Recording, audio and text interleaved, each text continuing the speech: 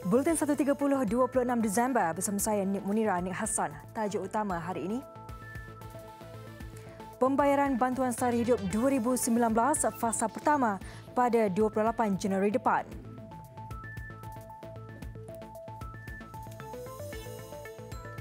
Enam selamat, 3 lagi hilang kapal dagang terbalik dan karam di Kota Tinggi.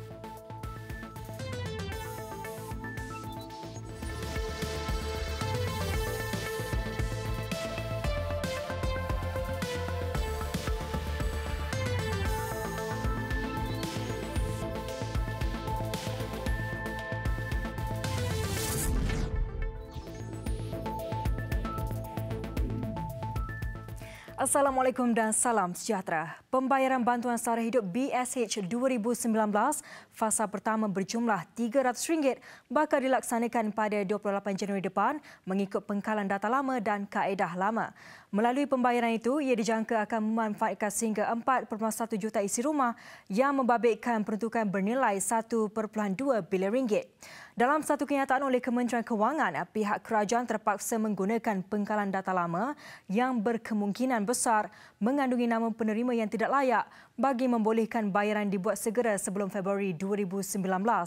Proses pemutihan yang akan mengeluarkan nama penerima yang tidak layak kerana mereka bukan daripada golongan B40 memerlukan masa lebih panjang untuk dilaksanakan. Bayaran akan dimasukkan terus ke akaun bank penerima. Setelah pengkalan data dikemas kini, baki bayaran BSH akan disalurkan pada fasa kedua dan ketiga menggunakan kaedah baru seperti diumumkan dalam Belanjawan 2019 lalu. Proses kemas kini data perlu dilaksanakan dengan penambahbaikan program secara lebih bersasar bergantung kepada saiz isi rumah.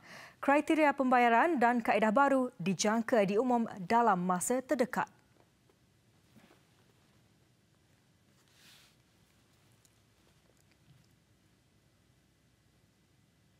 6 kru selamat manakala 3 lagi hilang apabila sebuah kapal dagang MV Amanda terbalik dan karam di perairan Kota Tinggi Johor petang semalam. Setakat ini hanya 2 mayat ditemui. Kejadian berlaku di 3.3 Batu Nautika Timur Tanjung Sepang, Kota Tinggi.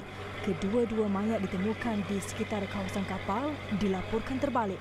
Identiti mayat masih dalam proses pengesahan. Kedua-dua mayat mangsa diserahkan kepada pihak polis untuk tindakan lanjut. Menurut Pengarah Maritim Negeri Johor, Laksmana Pertama Maritim Aminuddin Abdul Rashid, kapal itu mengalami kerosakan di bahagian jana kuasa menyebabkan wil kapal tidak dapat berfungsi. Kapal MV Amanda dilaporkan tenggelam sepenuhnya kira-kira jam 7.35 petang semalam. 6 orang daripada 9 kru kapal ditemui selamat dan seorang kru masih dilaporkan hilang.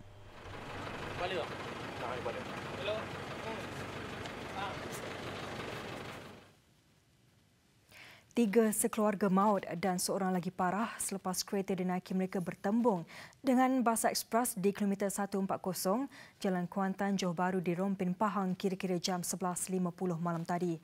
Mangsa yang maut ialah warga emas Roki Ahmad 64 tahun, cucunya Aidil Ashraf Rizwan 5 tahun dan anaknya Rosli Mak Daud 38 tahun. Pemandu kereta Rizwan Mak Daud 34 tahun yang juga bapa kepada Aidil Ashraf parah dan dikejarkan ke Hospital Tengku Ampuan Afsan Kuantan untuk rawatan lanjut. Manakala pemandu dan semua 49 penumpang bas ekspres dalam perjalanan dari Johor Bahru ke Kuantan tidak mengalami kecederaan. Ketua Polis Daerah Rompin DSP Azli Muhammad Nur berkata, siasatan awal mendapati kemalangan berlaku selepas kereta dari arah Kuantan ke Rompin itu dikatakan memasuki laluan bertentangan dan bertembung dengan bas ekspres. Akibat kemalangan itu, kereta 4 sekeluarga terbabit terjunam ke dalam parit di sebelah kanan jalan. 2 mangsa maut di tempat kejadian dan seorang lagi meninggal dunia sebaik tiba di Hospital Rompin.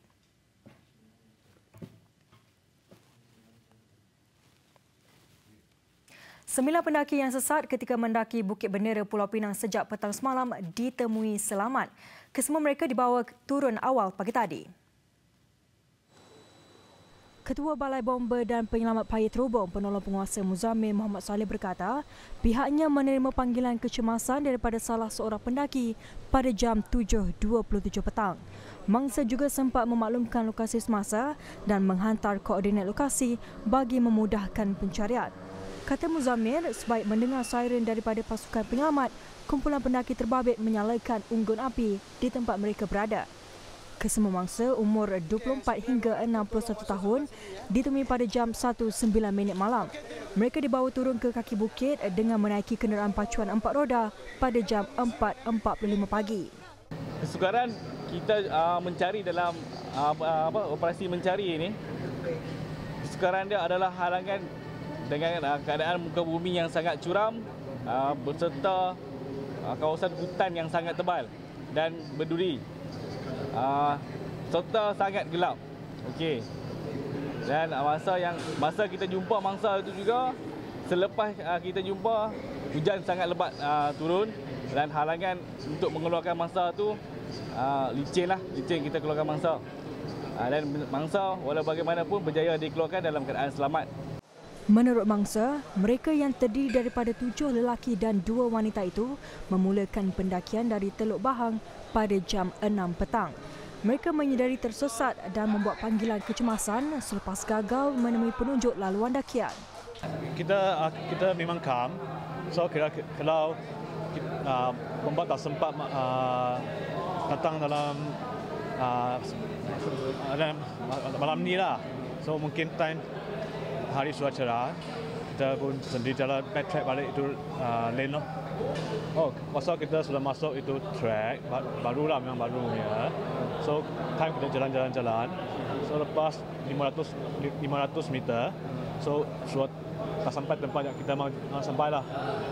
Dan kita want to backtrack. So malam sudah gelap lah. At first, I think we need to think positively because we are lost already. Then we have no choice.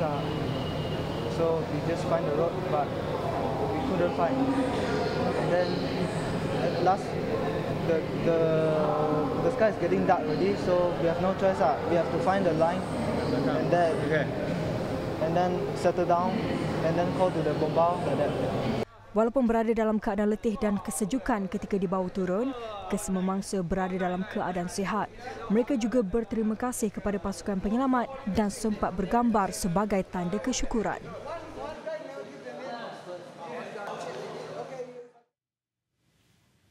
Laporan akhir bedah siasat punca kematian ahli bomba Allahyarham Muhammad Adib Muhammad Kasim dijangka siap dalam tempoh 1 bulan. Timbalan Menteri Kesihatan Dr. Lee Boon Chye berkata, kebiasaannya laporan seumpamanya mengambil masa yang lama.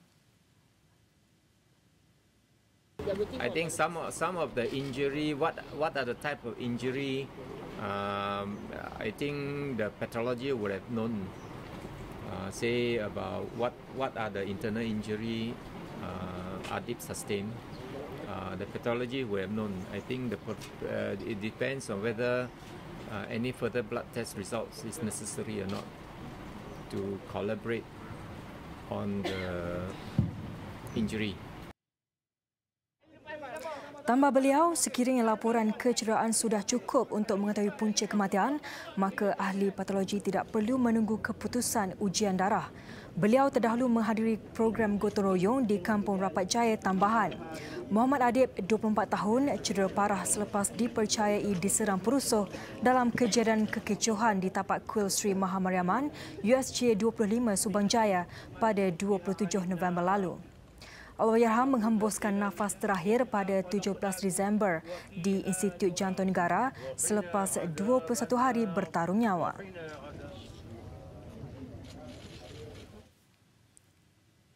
Sementara itu, polis akan menyiasat kenyataan berunsur provokasi yang dikeluarkan Presiden Pertubuhan Jaringan Melayu Malaysia, Datuk Azwandin Hamzah.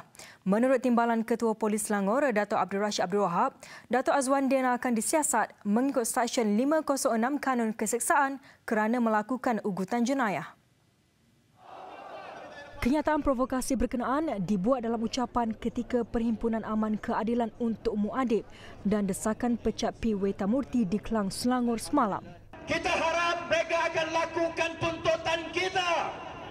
Andai kata kamu tidak mau ikut tuntutan kita, andai kata kamu tidak mau melakukan perkara ini, kamu jangan Melayu tidak boleh bangun, bangkit, serang kamu habis bersama tuan-tuan dan puan-puan. Dan warning saya kepada mereka, segera tangkap pemaju, tangkap peguam. Jika tidak, kita akan serang bala polis Kelang, tuan-tuan dan puan-puan. Perhimpunan semalam yang dianjurkan Gerakan Rakyat Malaysia GERAS menuntut 5 lagi perkara lain selain pembelaan terhadap kematian anggota bomba Allahyarham Muhammad Adik Muhammad Kasim dan desakan pemecatan P. Wetamurti sebagai Menteri Perpaduan dalam tempoh 40 hari.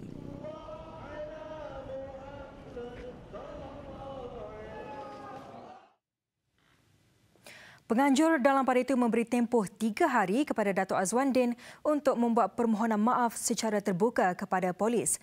Kesal dengan tindakan pemimpin NGO yang pro pembangkang itu, GERAS akan lebih berhati-hati selepas ini. Saya pun tak setuju. Kita pun dah bagi tahu pada dia bahawa perkara-perkara yang mendatangkan provokasi kepada mana-mana bangsa, mana-mana agama dan juga mana-mana organisasi, kita tak sepatutnya bercakap macam itu. Jadi kita pun bila dia bercakap, kita tak boleh nak kontrol. Jadi tapi saya sedih. Saya sendiri pun sedih. Sebab apa? Kita dah bagi tahu dia ini syarat-syarat yang kita perlu ikut. Raja-raja Melayu kita Beliau juga tidak menolak kemungkinan Dato' Azwandin tidak lagi akan dijemput dalam mana-mana perhimpunan anjurannya kerana tidak mahu perkara seumpamanya terjadi lagi. Kalau tidak, kita tidak akan tahu siapa sebenarnya kita. Menteri di Jabatan Perdana Menteri, Datuk Seri Mujahid Rawa melahirkan rasa tidak senang terhadap tindakan Ahli Parlimen Pematang Pauh Nurul Izzah Anwar yang meletakkan jawatan dalam PKR. Menerusi surat yang ditulis dari Cordova, pemimpin amanah itu mengharapkan agar Nurul Izzah tidak berundur daripada perjuangan yang baru dibina Pakatan Harapan ketika ini. Menurutnya lagi, Nurul Izzah merupakan puteri reformasi yang perlu memimpin generasi baru dengan tertubuhnya Pakatan Harapan yang kini mentadbir negara. Dalam posting di Facebooknya, Datuk Seri Mujahid menulis, Adinda Nurul Izzah, kekanda hanya mahukan kebaikan untuk masa depan politik Adinda. Maaf kerana warkai ini ditulis secara terbuka, tetapi kekanda rasa Adinda adalah puteri reformasi milik generasi baru. Tabahnya, generasi baru ini memerlukan seorang pemimpin untuk memimpin langkah awal ke arah apa yang diceritakan pengasas gelombang reformasi. Datuk Seri Mujahid turut mengimbas perkenalannya dengan Nurul Izzah ketika era reformasi. Menurutnya, ketika itu Nurul Izzah masih mentah dalam politik dan berjuang membela nasib Datuk Seri Anwar Ibrahim yang difitnah dan diaibkan ketika itu.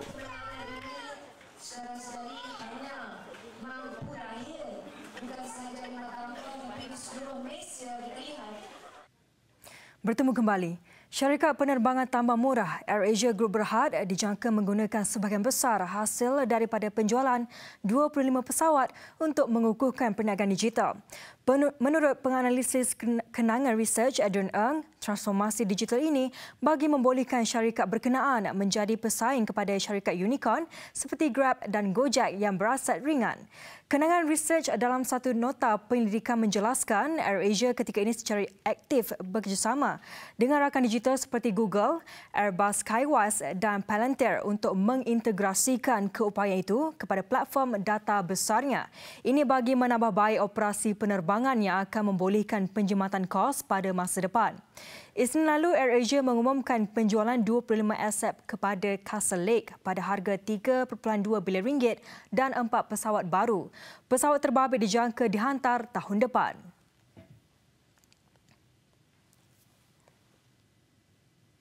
Tenaga Nasional Berhad TNB memperuntukkan RM6.2 juta bagi menyediakan kelengkapan sekolah menerusi program Back to School sejak 2013. Program bantuan persekolahan yang memasuki tahun ke-6 ini telah memberi manfaat kepada lebih 30,000 murid. Dalam satu kenyataan, Pengerusi TNB Tan Sri Leo Mogi berkata, bantuan kelengkapan sekolah ini merupakan sebahagian agenda besar TNB dalam bidang pendidikan, terutamanya untuk golongan kurang berkemampuan. Bantuan ini dapat meringankan beban disebabkan kesempitan hidup keluarga masing-masing apabila bermula sesi baru persekolahan awal Januari 2019. Kali ini lebih 5,000 murid di seluruh Semenanjung dan Sabah dikenal pasti menerima bantuan berkenaan yang merupakan satu daripada pelbagai inisiatif tanggungjawab korporat TNB dalam bidang pendidikan sejak sekian lama. Program Back to School itu yang sudah dinikmati lebih 25,000 murid berusia 7 hingga 12 tahun sejak diperkenalkan pada 2013. Bantuan pendidikan TNB termasuk memberi tajaan, bantuan dan sokongan seperti derma siswa, biasiswa dan pinjaman boleh ubah kepada para pelajar sejajar komitmen memperkasakan pendidikan generasi pewaris serta membangunkan modal insan negara.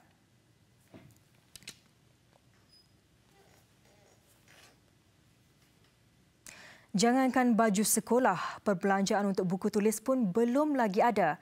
Demikian pula luahan penoreh dari Arau Perlis berikutan kejatuhan harga komoditi getah sekaligus memberi kesan kepada perbelanjaan buku sekolah anak-anak mereka. Menurut Cik Nun Ise yang menjaga dua cucu masih bersekolah selepas anaknya berpisah, hal pakaian persekolahan bukan lagi menjadi keutamaan kerana mahu menyegerakan pembelian buku dan alat tulis dahulu. Setakat ini hanya baju sekolah cucu yang akan memasuki tahun 1 dibeli, sementara kakak yang berusia 11 tahun mungkin menggunakan semula baju lama. Baju dibeli itu pun adalah yang paling murah, hasil tabungan RM1 setiap kali menjual getah sejak bulan 9 lalu. Memang aku duit adalah yang beli ya, baru yang beli yang adik tu lah, yang kakak tu tak beli lagi lah, tak cukup duit lagi. Dah sekolah berapa hari dah tu yang duk pikir-pikir tu. Seorang lagi penoreh, Muhammad Musafir Harun juga mengeluh hal yang sama. Katanya perbelanjaan barang keperluan harian terpaksa dicatu untuk perbelanjaan buku sekolah yang kurang seminggu sahaja lagi. Bayar tengok ikan menu pun RM9 kilo. Kerap RM9. 10 kilo sekerap, 5 kilo sekerap, tak boleh lagi. Sekilo ikan. Habis macam mana? Tolonglah pihak yang boleh tolong mengatasi masalah kami kebun-bungkit lah. Dengan baju, dengan kasut, dengan apa tu 500 tu saya kira catu. Tiga balik tu. Kata mereka meskipun kerajaan umum kenaikan harga getah kepada RM2.50 sekilogram mulai tahun hadapan, jika diikutkan harga itu masih tidak mengurangkan beban mereka, lebih-lebih penoreh yang terpaksa membahagi dua hasil getah dengan pemilik kebun. Nah ikut-ikut tak cukup. Kalau boleh tu lebih sikit lah, tak RM3 ke apa ke. Sebab macam motong ni, motong bagi dua. Ketika ini harga getah dilaporkan antara RM1.90 dan RM2.20 sekilogram. Bagi penoreh, mereka merasakan tidak berbaloi dengan keringat yang diperah sedangkan banyak mulut yang perlu disuap setiap hari.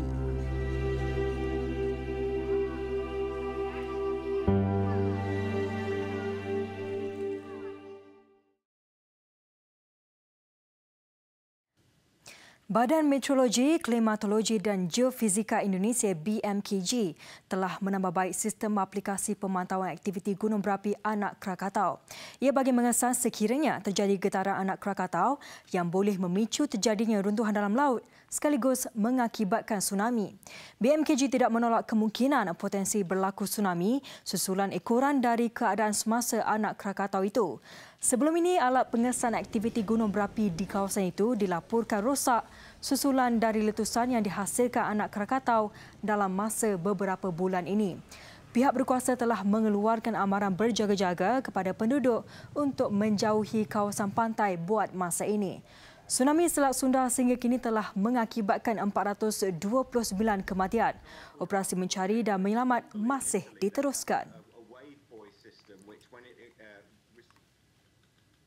Presiden Amerika Syarikat Donald Trump menegaskan penutupan sepada kerajaan akan diteruskan sehingga dana untuk membina tembok di sempadan diluluskan. Pembinaan tembok di sempadan Amerika Syarikat Mexico itu memerlukan dana berjumlah $5 bilion Amerika atau 20.9 bilion ringgit. I can't tell you when the government's going to be open. I can tell you it's not going to be open until we have a wall, a fence, whatever they'd like to call it. I'll call it whatever they want.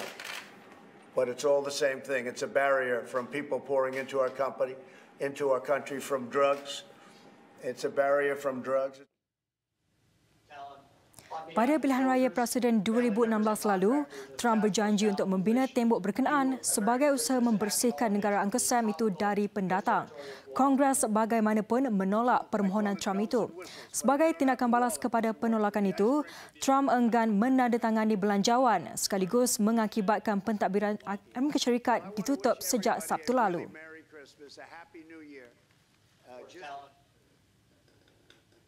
Polis telah menahan seorang lelaki yang merampas sebuah bas di wilayah Fujian di China. Bas itu kemudiannya melanggar pejalan kaki mengakibatkan 8 mangsa maut manakala 22 lagi cedera. Media tempatan melaporkan suspek adalah seorang lelaki tempatan berusia 48 tahun yang dikenali sebagai Q. Dalam kejadian lewat Selasa itu, suspek dikatakan menyerang orang dengan sebilah pisau sebelum merampas bas di Longyan di wilayah Tenggara Fujian. Suspek kemudian menggunakan bas itu untuk merempuh pejalan kaki. Jurucakap polis berkata, pada hari kejadian Q dikatakan bertengkar dengan seorang kaki tangan kerajaan yang mengunjungi kediamannya. Namun difahamkan suspek dan pegawai kerajaan itu dikatakan tidak mempunyai persefahaman sejak sekian lama. Kesemua 22 mangsa yang cedera termasuk seorang yang cedera parah sudah dihantar ke hospital berhampiran.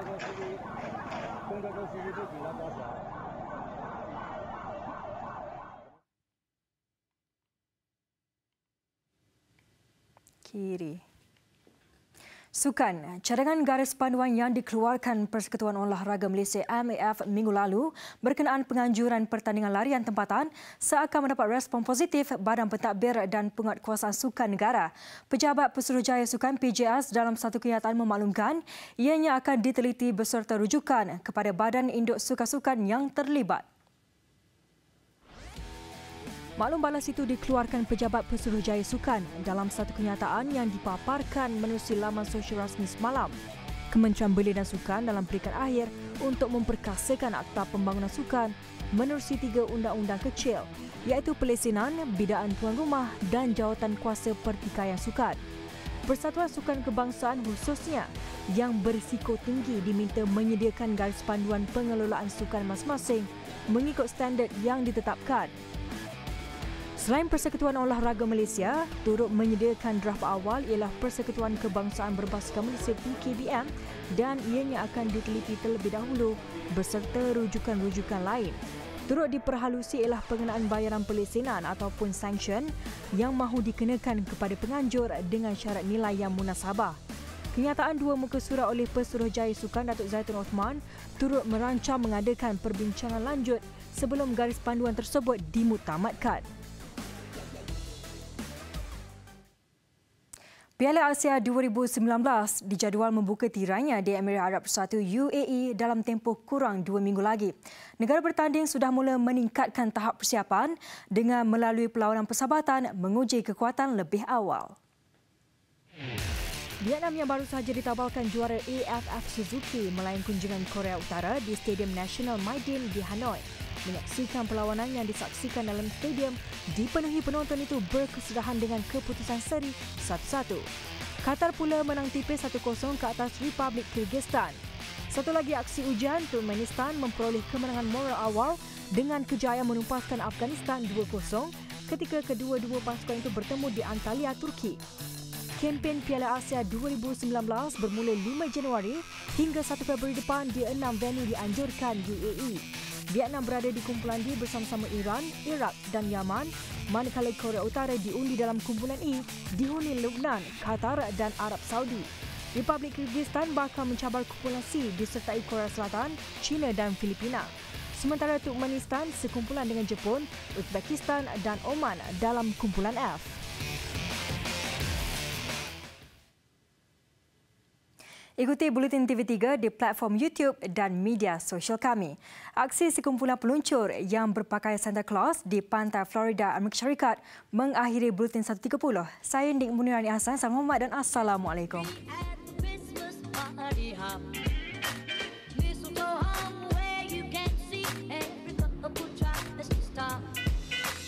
Rockin'